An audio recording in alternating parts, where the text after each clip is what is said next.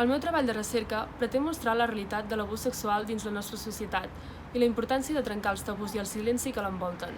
Per encarar el treball, vaig voler fer conèixer aquesta problemàtica a través de dades reals, entrevistes de supervivents i enquestes.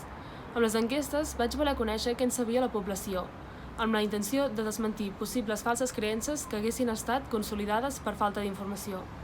Els resultats obtinguts van ser inesperats, però em van permetre adonar-me'n de l'objectivitat de les dades que havia obtingut durant el procés de recollida d'informació.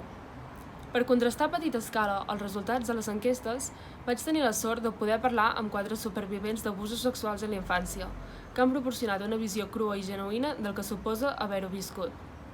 Es tracta d'una realitat la qual és molt desconeguda malgrat l'alt nombre de casos que s'han donat a conèixer, tot i que per la seva gravetat tot fa pensar que encara hi ha gent que no ho ha fet públic. S'ha d'entendre que produeix unes seqüeles molt profundes, que duren per tota la vida, especialment si l'entorn no reacciona com ha de reaccionar, que és sempre protegint a la víctima.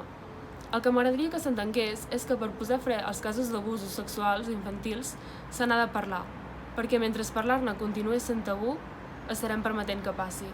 Només divulgant la naturalesa d'aquestes experiències i els seus exemples de superació, podem contribuir a la construcció d'un món més sensible i resilient.